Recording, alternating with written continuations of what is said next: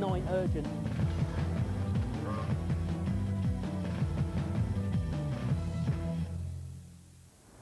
Hello, I'm Harriet Scott. You're watching Crime Fighters. Tonight, we'll be looking at the events of the evening of the 2nd of May 2002, when one of the worst riots in recent memory took place right here on Zampa Road, outside the New Den, the home of Millwall FC. Trouble started soon after the game and escalated into a full-blown riot as more than 800 men fought the police. Of the 250 officers on duty at Zampa Road that night, 157 were injured. During the 2 hours that Zampa Road was turned into a battlefield, hundreds of thousands of pounds worth of damage was done to private and public property. Tonight, we find out what happened that night, and we follow the Met Police as they catch up with some of those involved in the riot. Right, morning everybody. My name's DI Bob Campany. I'm the investigating officer on Operation Zampa. Most of you probably be aware that's the post-event investigation into the riots that took place on the 2nd of May outside Millwall Football Club. When we go to the addresses, we're looking to establish whether or not they're a Millwall supporter, ascertain whether they were there at the time of the offence, and do they have any information regarding the incident. And we're looking for descriptive clothing and any paraphernalia relating to that particular football game and others.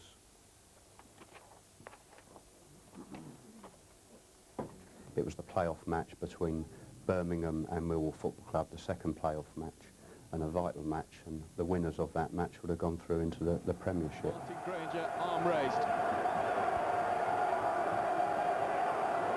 And another little delay.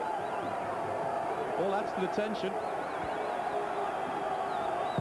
Granger across. Headed clear by Dublin. Didn't fall for Devlin to shoot. Granger. Missed by Dublin. What a chance this is. It's Vickers, and it's turned in by Stern John.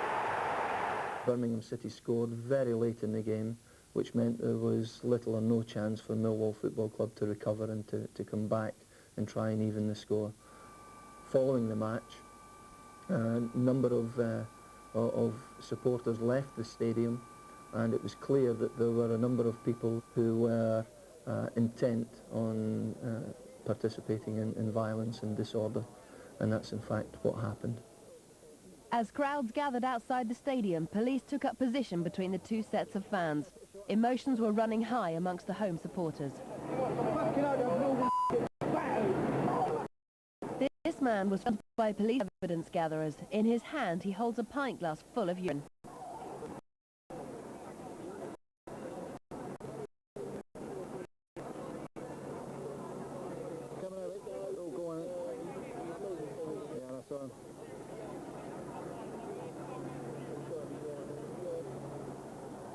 This was the incident that seems to have sparked the riot off.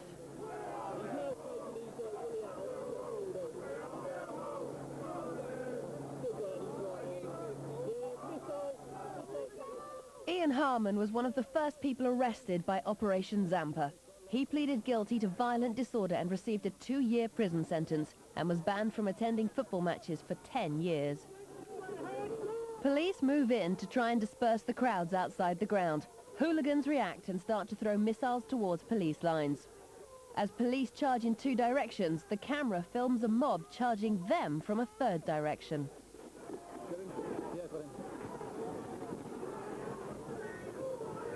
Police tactics for dealing with football crowds after games are well practiced. They're designed to prevent the home fans from coming into contact with the away supporters. As the riot started, Chief Inspector Archie Torrance was in charge of tactical decisions at ground level. There's a key location outside the ground, which is at Ilderton Road, junction with Zampa Road, and we positioned police serials there. That's a position where if we don't take control of that junction, then there's a possibility that opposing sets of supporters, particularly any hooligan supporters, that is a point through which they can get to each other and can engage in violence. But on the evening of the 2nd of May, the police succeeded in keeping the 2 groups away from each other. Frustrated, the hooligans instead turned on the police. We had at least 250 police officers available. We took control of that junction, and very shortly after large numbers of supporters had left the stadium, there were a number of missiles were thrown towards the police lines, and that violence escalated very quickly until there was a barrage of bottles and street furniture being thrown at the police lines at that junction. We're coming back! As the violence escalated, it became apparent that the numbers of people involved had taken police by surprise. As the rioters, armed with bricks, charge police, officers attempt to hang on to the junction.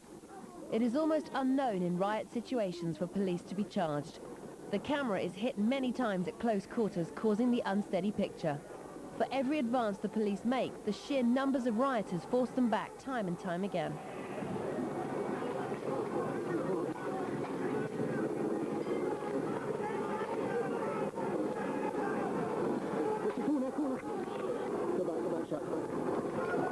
Coming back.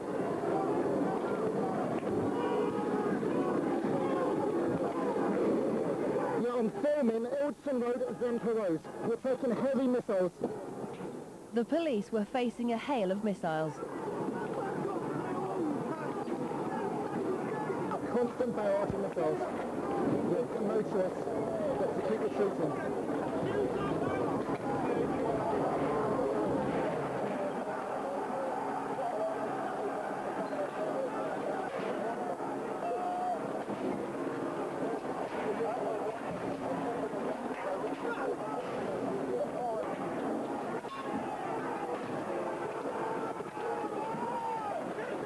The courts don't convict of violent disorder in this one. They will never convict of violent disorder.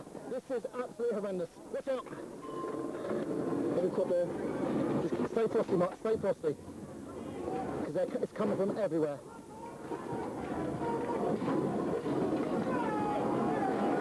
Put it on fire. That's what police guys. Fire!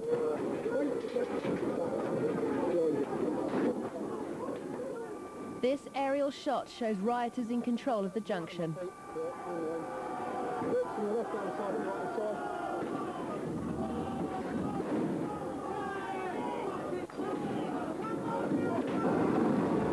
I've never known this ferocious. This is dreadful. This is dreadful. On your backs!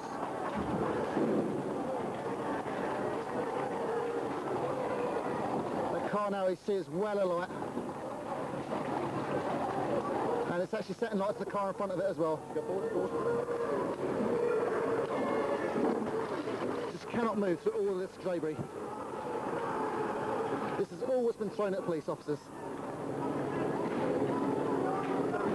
Please carry on. I've got you from behind, mate. Just come in there. Debris everywhere, yeah?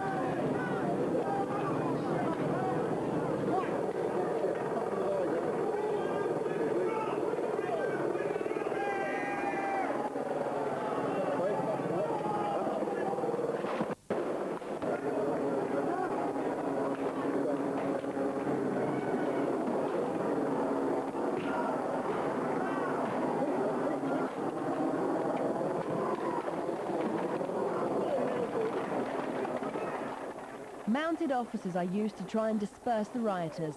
As we can see from this footage, the dozen or so officers are stopped mid-charge and forced to retreat by the severity of the barrage that greets them.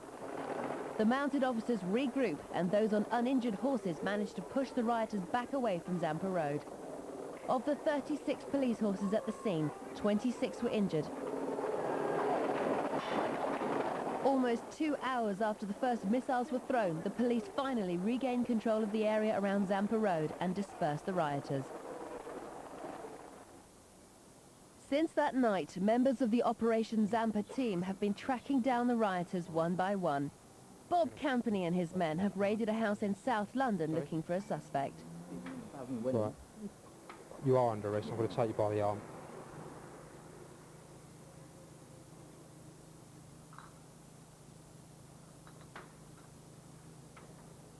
As the man is led from the house, it's the beginning of a long morning for the police.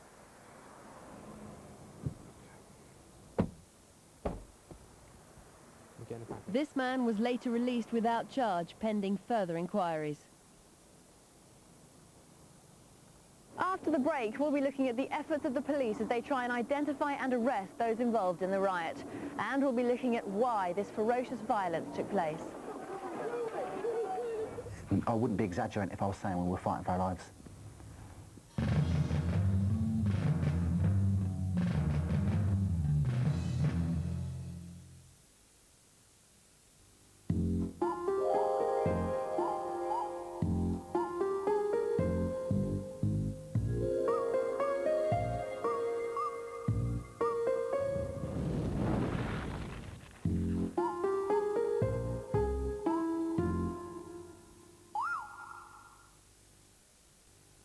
It's got to be our place for beautiful bedrooms with up to 50% off. Plus, we pay your VAT on all sale prices at MFI's biggest ever sale, now on.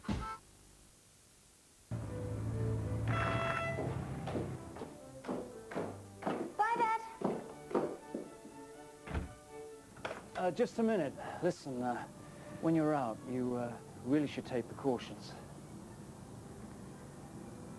Best be safe. Take this. With its intelligent protection system, the Ford Mondeo is one of the safest places to be. I'm too sexy for my shirt, too sexy for my shirt. What happened to my child today? Something was very wrong. A gift is not always a blessing. I want to tell you my secret now. For the first time on terrestrial television, I see dead people. Bruce Willis. I don't see anything. Haley Joel Osment. Believe me, right? Seeing is believing. Don't give up. You're the only one who can help me. The Sixth Sense, an ITV movie premiere, Sunday at 9, ITV1. Welcome back to Crime Fighters. Tonight we're looking at the investigation into the riot that took place outside Millwall's ground here in southeast London on the 2nd of May last year. It was one of the most ferocious riots in recent British history. Hooligans fought the police for more than 2 hours. 157 police officers were injured. Sorry, I couldn't get to the fence. This is where the riot took place. Cars were set alight. This children's playground right behind me and garden walls on the other side of the road were smashed to make missiles to hurl at police. Fireworks, high-intensity marine flares, thunder flashes, and even a carpenter's chisel were all thrown at police lines.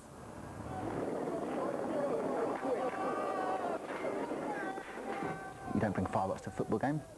Flares and these rocket bangs. And they were pre-planned. That's a question. Was it pre-planned? Most football violence is pre-planned. In April of last year, there was trouble in South London, this time between hooligans associating themselves with Charlton and Southampton. Southampton football fans arrived at Maze Hill Station, which is very close to where Charlton play, at about 2 p.m. that day. And within about a minute, a group of Charlton supporters turned up. This had to be prearranged. It was more than a coincidence that the two groups were at this very quiet station that otherwise would not be used. There weren't any police around, therefore they were able to get together, have their fight, cause a lot of harassment and fear amongst the public that were there, and then they believed made good their escape. As with the Millwall riot, police have been using CCTV footage to track down and arrest suspects.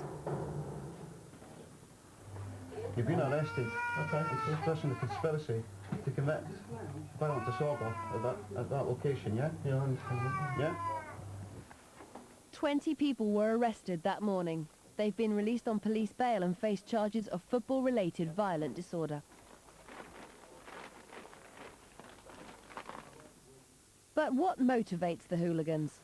It's mindless violence as far as I'm concerned. It's a very good question. I don't personally know the answer other than, you know, they just want to get together and have a fight. There were a number of things that were different about the violence that I saw that evening. The first thing is that the number of people that were prepared to engage in the violence was far larger than I had ever seen before. And I've been policing games at Millwall Football Club for almost 23 years now. But the second thing that was different was the ferocity of the violence. was far more than I had ever seen before.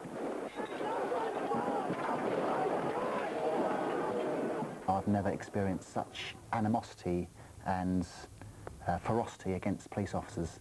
This was purely directed at police. They wanted our blood, and it's just as simple as that.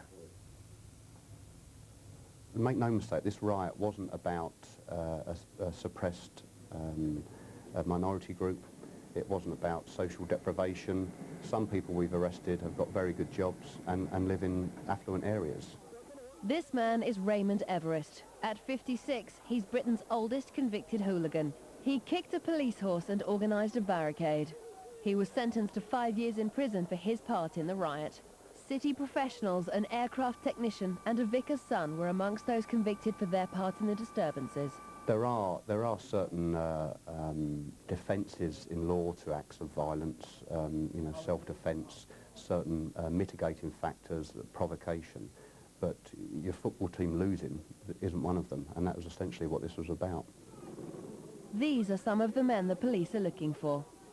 210 people have already been eliminated from their inquiries. They are still looking for 85 suspects. If you know any of these men, call the Operation Zampa Incident Room, 0207 230 1354.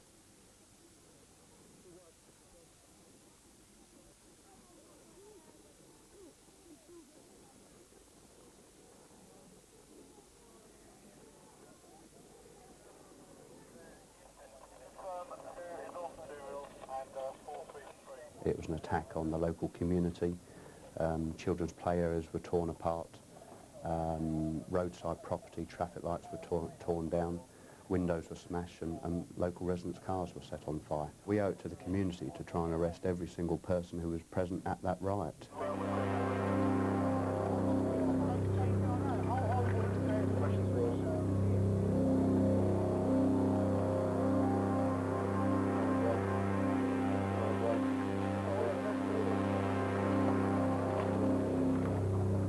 The main focal point of our inquiry is really to identify those people that are caught on video footage, throwing missiles, kicking police horses, setting fire to essentially engage in the rampaging and the rioting on that night.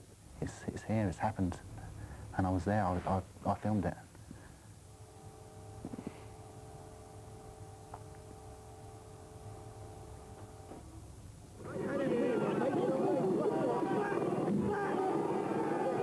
It was raining bricks. It was raining missiles. What am I? Shit. No. My memories are the amount of people who were there purely for the trouble. They were there. I mean, the people who would have been passing by to go home after the game. They were there. Picking up bricks and throwing them at police officers. A full house brick or one of those paving blocks, that breaks bones. I mean, if that hits you in the right place.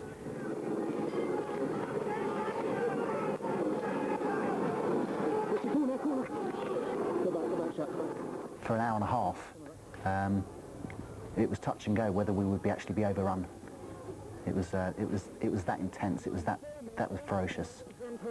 We're taking heavy missiles. I wouldn't be exaggerating if I was saying we were fighting for our lives.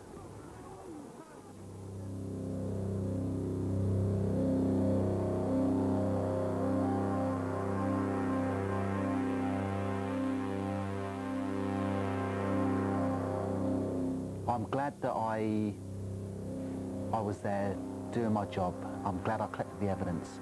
And I'm glad these people are getting the right sentences of court. And it pleases me that they're getting convicted from my evidence. Yeah, I would say I'm proud.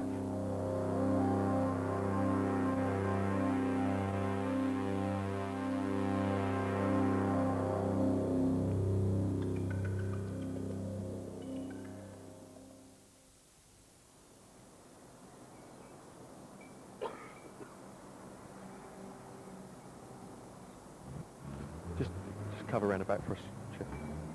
This is another guy that's been identified more recently as someone who's at the riot, throwing missiles at the police, and at the moment we're just hoping that he's in. He'll be told that he's arrested almost immediately. Then the team will search for different items of property, i.e. the clothing that he was wearing on the night, any Millwall paraphernalia, and by that I mean season tickets, programmes for the match that night.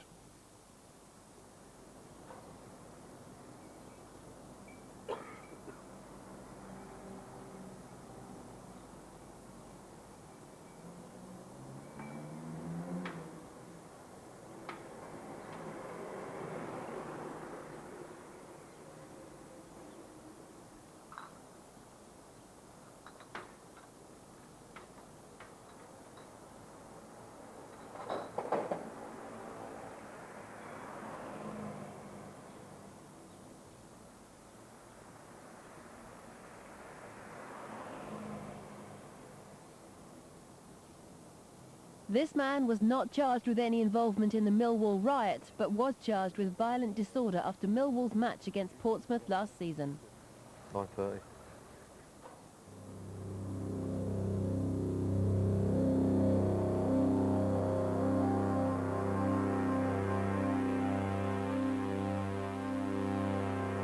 It's very clear that the ferocity of the violence was such that many police officers, not only were they physically injured, but mentally, a number of officers were clearly very shaken by the experience.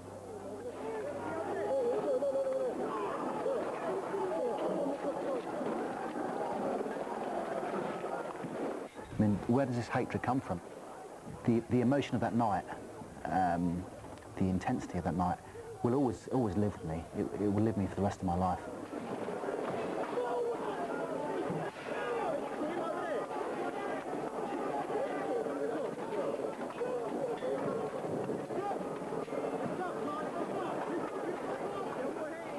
For the evidence he gathered on the 2nd of May, Paul Benson received a commendation.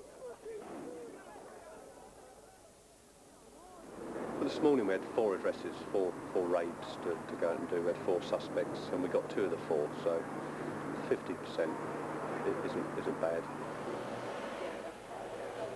78 people have already been convicted for their part in the riot and have received a total of 85 years in prison, plus 300 years worth of banning orders from football grounds. 15 are awaiting trial or sentencing. So far, Operation Zampa has a 100% conviction rate.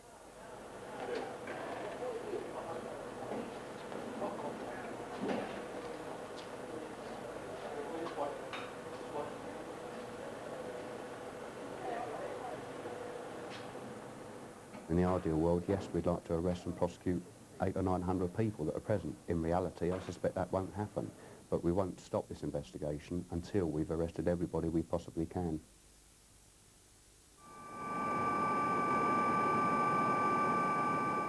Football hooliganism doesn't happen, or it happens every week, but it doesn't reach the headlines every week. It's my belief that if we're serious about creating a society that's based on respect, stamping out antisocial behaviour, then it's my belief the same people that can't control their emotions at a football match are the same people committing vandalism, acts of racism, domestic violence, and involved in street fights on a Friday and Saturday in city centres.